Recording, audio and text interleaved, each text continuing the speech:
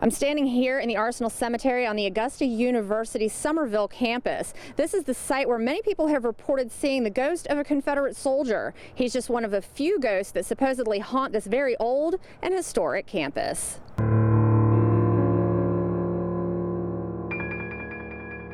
We have heard of sightings of a young soldier dressed in the gray of the Civil War moving toward the cemetery. The Confederate soldier ghost story is one of the most famous at Augusta University. He's been seen walking campus at night and in the cemetery.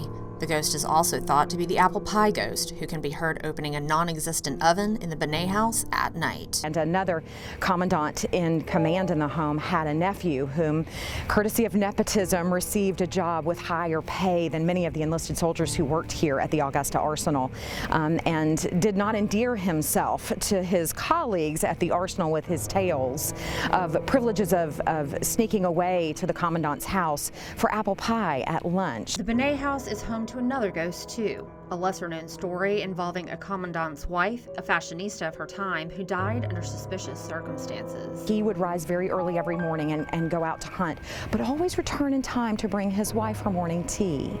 The tale is that on a particular morning after he had left for his duty at the Arsenal, the maid arrived to find the bride, the young bride, in bed and deceased with her cup of tea alongside her bed. Employees working in the Benet house have reported hearing footsteps at night and hangers being moved in closets that don't contain hangers. Another well-known ghost story is the story of Emily Galt. She lived at the Arsenal during the Civil War era at the site where Bellevue Hall stands now. The legend goes that she was engaged to a Civil War soldier who was sent to war. She supposedly carved her name into a window in the house, and when she got the news her fiancé was killed, she threw herself out of the top floor of the window in despair. And that she and her sister mourned his loss. There are tales that we can occasionally hear their weeping, or of happier times of she and her sister playing in the home itself. That story isn't quite accurate. Historians have found that Emily died alone in a mental health institution in Virginia much later in life. No one knows what happened to her fiancé. Boykin Wright was a prominent lawyer whose home was donated to the university when it was Augusta College. His spirit is said to visit people during the day.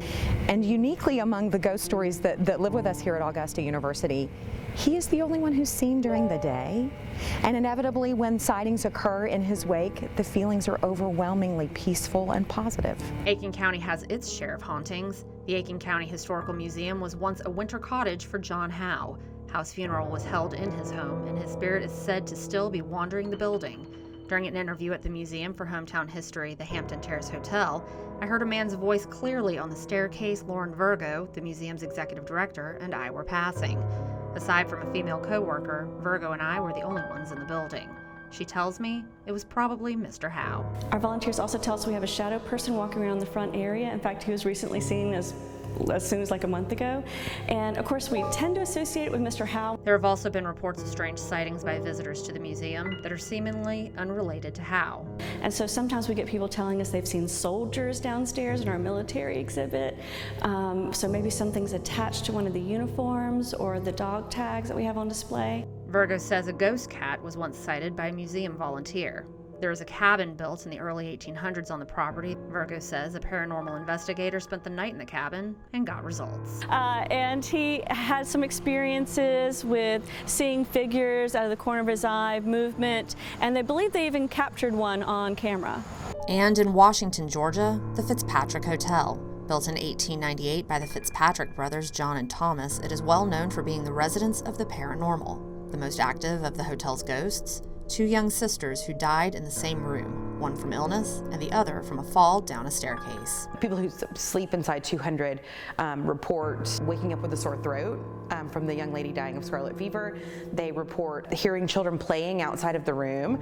They report hearing children run up and down the main staircase. The sisters were the daughters of Thomas Fitzpatrick, who lived with his wife and 11 children on the second floor of the hotel. Both were under the age of 4 when they died. Buttrey says the girls love to play and are sometimes mischievous. We have books on the front desk that share history of the hotel and of the community, and I mean, just like not just like falling over, like they're knocked across the room. So I've seen that personally, and I am what you would call a super skeptic. Another member of the Fitzpatrick family is said to haunt the hotel too, an heiress to the hotel who caught her husband in bed with his mistress. She pushed the mistress out of the third-story window. She did not die, as reports say, but they do say that Mrs. Fitzpatrick checks that room when there's a couple inside the room to make sure there's no hanky-panky going on inside there. Now, this was another place that I had a strange experience. Walking down the grand staircase at the end of my visit, I heard what sounded like a couple of sets of footsteps behind me. When I stopped, they stopped. I walked down a few steps with no sound, and then it started again. This happened several times, and I can't explain what may have caused it. Buttrey says the ghost stories can be a huge draw for guests. We do get a lot of people calling to request the haunted rooms, or just in general that want to come poke around. They want to poke around the ballrooms. They want to take readings on the stairs.